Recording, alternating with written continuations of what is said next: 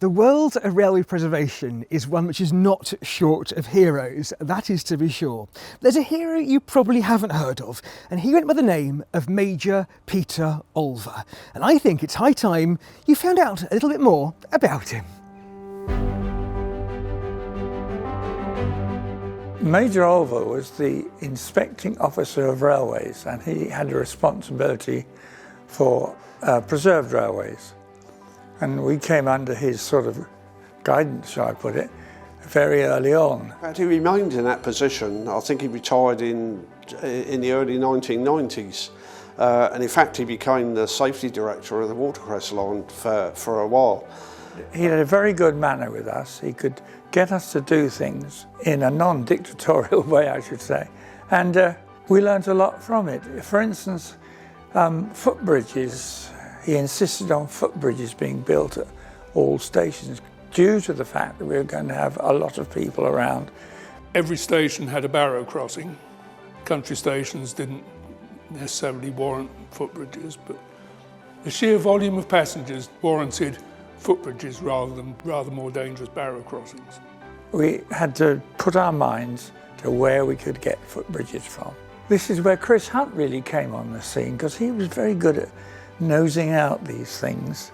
He got to know that the footbridge at North Taunton was going to be cut down pretty quickly because there was a road improvement going on very close to the bridge where they were going to raise the track, and they had to get rid of the bridge, so we had to move quite quickly. We had a reconnaissance visit down there, of course, with the bridge office at Exeter, and they were quite happy for us to have it, no problem at all. But we had to devise a way of getting it out. There was a car park fairly close to it where we could place a crane. Each bridge girder weighed about 7 tons. It was a solid steel girder. We had to devise a means of splitting the bridge and then lifting out one girder at a time. And because of the reach from the car park to the crane, it had to be split. It couldn't be lifted out whole. We had a party down there under a possession, burnt the rivets out and then put bolts in instead. So on the day, it would be easy to split the bridge into 2 halves with taking out all the bolts. It was put in the car park upside down and assembled together. And it was christened as Noah's Ark, because it did look like Noah's Ark for a long time while it was painted and titivated. We got apprentices from the Royal Aircraft Establishment to build the staircases. They had to do community-related projects. And they built the 2 staircases out of wood, because the one at North Taunton was all brick, and it was a bit of a game getting it all back anyway. So we decided to make our own staircases for it, and that's what's there at the moment. So that all worked out very satisfactorily, and Major Olver was pleased with it, passed it first time, Elsewhere around the railway, the task of relaying the track was in full swing, and naturally, it was expected that the inspector would pay the occasional formal visit. However, when said inspector lived pretty much next door to the line, informal visits could and did happen at any time. He lived locally. I think it was something like Hollybourne or something like that. So he could turn up at the railway at any time. I mean, I do remember on one occasion when we were re-railing at Alton, he just appeared behind the hedge. So I came wandering down the track and said, "Well, Major Olver," sort of.